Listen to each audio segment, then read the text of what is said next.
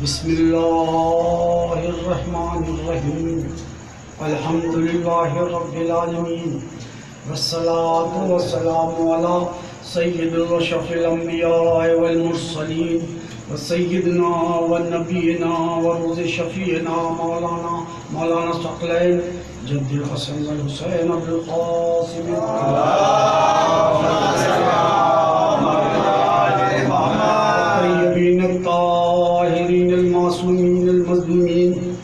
लानतुल्लाहि अलैहि अजमईन मिन यौमिना हाज़ा इला क़ियाम यौमिद्दीन। अम्मा बाद फ़क़द क़ाल अल्लाहु सुब्हानहु तबारक व तआला फ़ी किताबिहिल मुबीन व हुवा अज़्ज़क़ुस सादिक़ीन व क़ौलुहुल हक़। बिस्मिल्लाहिर रहमानिर रहीम इन्ना अक्रमकुम इंदल्लाहि अत्क़ाकुम।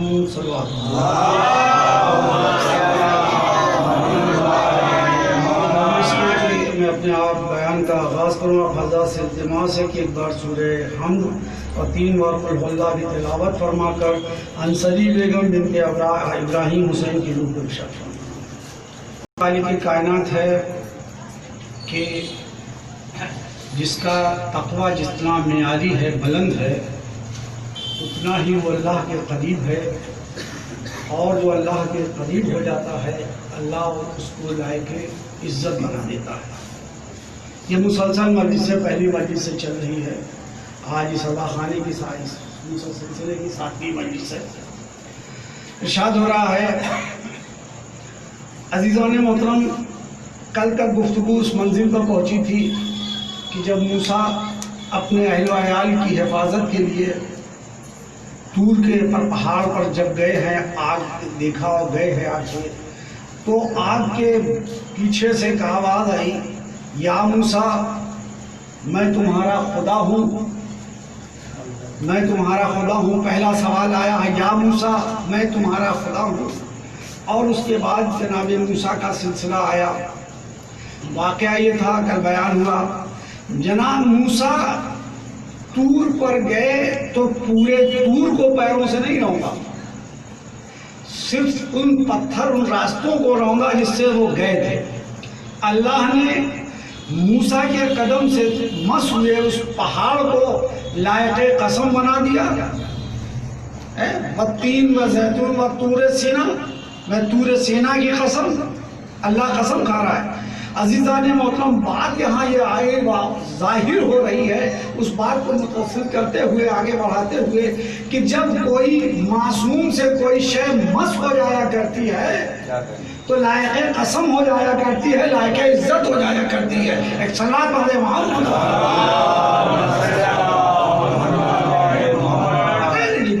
एक है जना पत्थर हजरे अस्वद बोसा किस तरह हुआ, उसके थोड़े से तफसीर के साथ आगे बढ़ना चाहूँगा कि हजरे अस्वद एक पत्थर जो है खाने काबा में लगा है, जिसमें तमाम मुसलमान जाकर बोसा गया। यानी अरकान हज का वाजिबात में से है कि अगर संग अस्वद को बोसा नहीं दिया तो आपका जो तवाफ है कबूलियत के काबिल नहीं है, यानी चक्कर है। और यह है पत्थर क्या, एक स्याह पत्थर है जन्नत के अंदर, जन्नत के अंदर ये पत्थर है जिस पर जनाब आदम बैठकर अल्लाह की तस्बीह और तहलील करते थे। जब तक करते रहे हो, तहलील करते रहे। हुक्म आदम, हुक्म इलाही हुआ, आदम अब इस जन्नत को छोड़ दो और दुनिया की तरफ चले जाओ। जाहिर सी बात है कि खालिके कायनात का हुक्म है, मानना जरूरी है। अब आदम हुए जन्नत की तरफ चले से जमीन की तरफ चले, तो कहा आदम यूं ही नहीं जाओगे। आदम जन्नत में थे तो लिबास भी जन्नत का था, ग़िज़ा भी जन्नत की थी, हवा भी जन्नत की थी, सब कुछ जन्नत का था।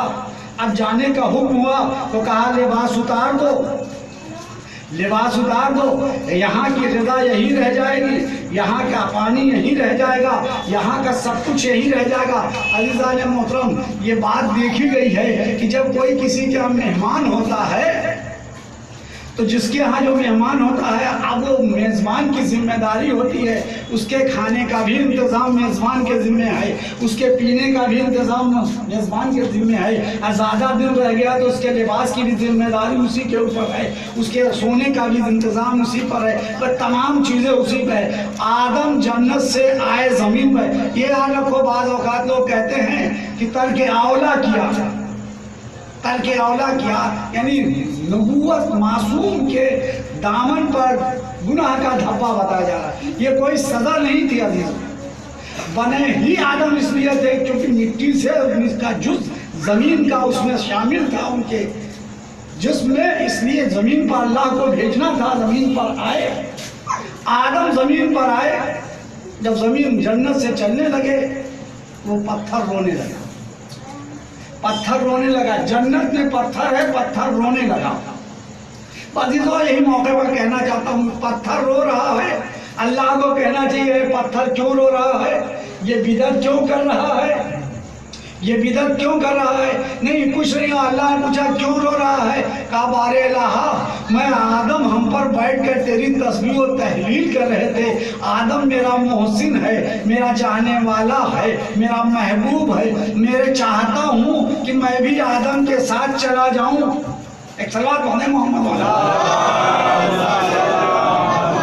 मैं चाहता हूँ कि मैं भी आदम के साथ चला जाऊँ। अजीज़ान मोहतरम, पत्थर भी ज़मीन पर आया आदम के साथ। जब अल्लाह ने लिबास लिया, जन्नत का लिबास आदम ने छोड़ा, तो कहा आदम जाओ और अपने शर्मगाहों को पत्ते से ढाओ, पत्ते से ढाओ। जो ग़िज़ा ज़मीन पर होगी वो ज़मीन की ग़िज़ा होगी, ज़मीन का पानी तुम्हारे लिए होगा। अजीज़ा ने मोहतरम बात इस मंजिल पर पहुंची कि ज़मीन की ग़िज़ा खा रहे हैं, ज़मीन का पानी पी रहे हैं। वो पत्थर आया ज़मीन पर, उस मंजिल पर आया जहाँ खाने काबा है, वही था वो पत्थर। आदम घूम फिर कर याद इलाही करते थे, गिरिया करते थे। और ये बात है, तवज्जो चाहता हूँ आपकी अजीज़ा ने मोहतरम, अगर कोई महबूब हो जाए, कोई किसी का महबूब हो जाए, कोई किसी का महबूब हो जाए, तो इतना होता है कि वो उसके लिए रोने लगता है, उसके लिए गिरिया करता है। तो उस पर जो है अल्लाह ने बिदअत का फतवा नहीं लगाया, बिदअत का कोई बात नहीं है। अगर हम अहले बैत के लिए, हम नबी के नवासे के लिए रोते हैं तो हम पर बिदअत का फतवा लगाया जाता है। एक सलात पढ़ने मोहम्मद आदम आए ज़मीन पर, पत्थर आए ज़मीन पर। अब पत्थर की हकीकत असवती भूल क्या, पत्थर आया, खाने काबा बना, पत्थर उसकी मंजिल पर रहा। जब सरकार दो आलम दुनिया में आए, और तकरीबन बहुत पुरानी खिताबत आज ही करनी है, चंद बातें हैं आपके हवाले करूँ इंशाअल्लाह कल की मजलिस में, इससे बेहतर होगा। जब पत्थर आया वही था, सरकार दो आलम दुनिया में आए। जब सरकार दो आलम दुनिया में आए तो आप सीधे शऊर पे पहुंचे, तकरीबन 15 साल है। काबा का खाने काबा को फिर से, मतलब जिसको कहते हैं, जिसको मरम्मत की जाती है, मरम्मत जब होने लगी तो उसमें एक जगह खला था। कहा भाई ये पत्थर कहाँ है? तो लोगों हुआ कहा ये पत्थर तो बहुत ही अच्छा है, इसको लगाएगा कौन? अब कबीलों के दरमियान जंग छिड़ गई। क्यों? क्योंकि हर कोई चाहता था कि हम अफजल हो जाएं, तकवे की बिना पर थोड़ा सा तकवा कर लें, इस पत्थर लगाने में, खाने काबा में मेरा हाथ हो जाए और मुझे लोग अफजलियत का शरफ बख्श दें। तो ये जंग है 40 लिया है, तारीख लिखती है कि 40 कबीले थे जो तलवारें खींच कर आ गए। तो उसमें कोई बुजुर्ग जा, उसने कहा ऐसे नहीं होगा, चलो सरदार बतहा के पास। सब के सब जनाबे अबू तालिब के पास आए। अबू तालिब के पास आने के बाद फरमाते हैं अबू तालिब, ये सब के सब एक पत्थर है जो खाने काबा में लगना, और सब तलवारें खींचोगे, खून की नदियां बह जाएंगी, इसे रोक लो। कहा अच्छा हम रोक ले? कहा हाँ। अबू तालिब ने कहा कि बैठो तुम। सबको बिठाया, अंदर गए घर में और कहने लगे मेरे सैयदो सरदार, चलकर एक मसला हल कर दो। लोगों में तलवारें खिंची हैं, खून की नदियां बह जाएंगी, तमाम परेशानियां हैं। अब सैयदो सरदार आए, एक बार आने के बाद देखा, कहा ऐसा है कि मेरी बात मानोगे? कहाँ? अरे दुनिया कहाँ है? दुनिया कह रही है कि 40 साल के बाद नबूवत आई है, 40 साल के बाद सदा गई है। अपनी सदाकत का सिक्का तो 15 साल की उम्र में सरकार दो आलम मनवा रहे हैं। कह रहे हैं कि हमारी बात मानोगे? कहा हाँ बिल्कुल मानेंगे। कहा आज सब अपने अपने घरों को वापस चले जाओ। सूरज की पहली किरण, सूरज की पहली किरण से कब्ल जो जिसका कदम हरम शरीफ में पहुंच जाएगा वही पत्थर लगाएगा, वही इसका फैसला करेगा।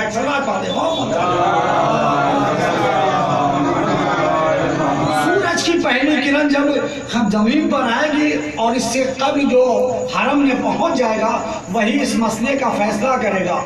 इधर रात गुजरी, सब अपने अपने तलवारों को म्यान में रखा, अपने अपने कबीलों में वापस हो गए। सुबह का वक्त आया है, नबी निकले, इशारा किया, सूरज पर्दे में था, तब तक नहीं है जब तक नबी हरम में पहुंचने गए, खाने काबा में पहुंचने गए। सूरज ने अपना जलवा दिखाया। अब जो कबीलों की भाग दौड़ मची तो लोग भागते हुए आए, हाँफते हुए आए। बस मौके पर बात कहना चाहूँगा कि जैसे जंग खंदक में लोग भागते हुए अली की फतह की सुनानी लेकर आए थे, उससे भी तेज भागते हुए आए तो देखा कि वहाँ मोहम्मद पहले से मौजूद है। अरे तुम यहाँ पहले से मौजूद हो? अरे भाई आप कितनी तेज भाई, भागना तो हमारे यहाँ के कबीलों में था, भागना हमारे यहाँ, सारी तेजी तो हमारे यहाँ भागने की थी, आपके यहाँ तो कोई भागता ही नहीं है। एक सवाल पढ़ दे मोहम्मद वाला। नबी ने कहा कि ठीक है, सब आगे कहा। नबी ने अपने दोस्त से हवा उतारी, जमीन पर रखा, संगे अस्वद को हाथों से उठाया, उस अबा पर रखा, कहा सारे कबीले के लोग आए और इसको पकड़ लें। सारे कबीले के सरदार आगे आए और सबने पकड़ा।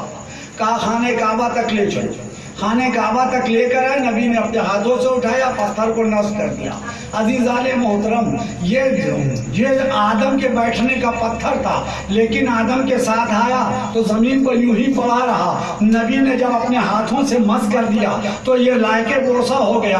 अब दुनिया का तमाम मुसलमान जाता है, इसे बोसा देता है। मैं कहूँगा अजीज़ाने मोहतरम, नबी जिसे अपने हाथों से छू ले लायके बोसा हो जाता है। अरे जिस मिट्टी में नबी का खून मिल जाता है वो लायके सजदा हो जाती है। सल्लल्लाहु अलैहि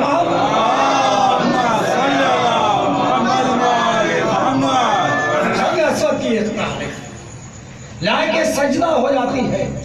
करबला की खाक अब करबला की खाक नहीं है, वो एक सीर बन चुकी है, सजदा है। तमाम मूजिज़ बीमारियों का जो है मदावा है, दवा है। कैसा भी बीमार हो, कैसा भी हो, उसे शिफा हासिल होती है, इसीलिए उसे खाकी शिफा कहा गया। बात को समेटते हुए वक्त कम है, आगे की मजलिस भी है, लगी हुई है। आज यहाँ देर हो चुकी है। यहाँ मजलिस जो है ठीक 8 बजे शुरू होती है, 8, 5, 8, 7 तक हो जाती है। आप तौलियादार बराबर तशरीफ लाए, इंशाअल्लाह बाकी की गुफ्तगू आगे कर लूँगी। ए अजीज़ों, आज सफ़र की 11 तारीख हमारे तरफ से ख़ानदान अहले बैत मुक़य्यद है शाम के क़ैद खाने में। तमाम बीवियाँ मुक़य्यद हैं, मर्दों में एक सैयद सज्जाद हैं। एक दिन सुबह को दरोगा ज़िंदान आता है, आने के बाद हाथों को जोड़कर सैयद सज्जाद क्या कहता है, ये सैयद सज्जाद, आपसे एक दरख्वास्त है कि बीवियों से कह दो कि कैद खाने में जितना चाहिए उतना रुले, लेकिन शब की तारीकी में कैद खाने से निकल कर बाहर न रोया करें। अगर यजीद को मालूम हो जाएगा तो हम पर जुल्म करेगा, हमारा काम खत्म हो जाएगा, हमारी नौकरी खत्म हो जाएगी। बेअज़ादारों, सैयद सज्जाद ने कहा अच्छा ठहर, अंदर आगे अब है। आप पूछिए अम्मा, क्या कोई बीवी रात में घर कैद खाने से निकल कर बाहर जाकर गिरिया करती है? कहा कि नहीं, कोई तो नहीं जाता।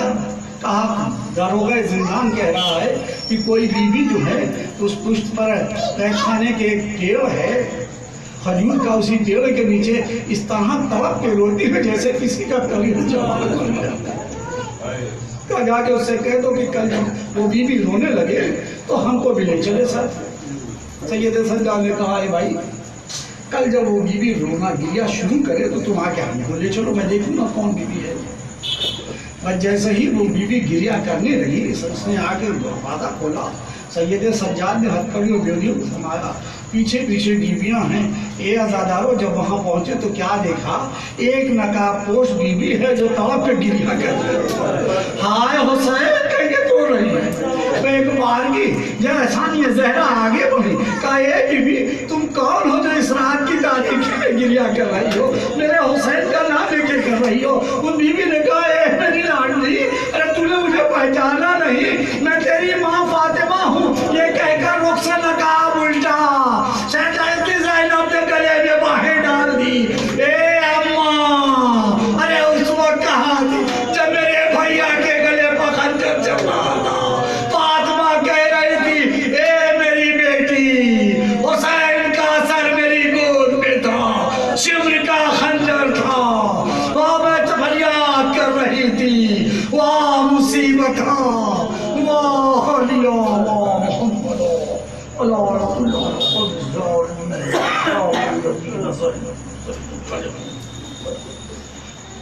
अल्लाह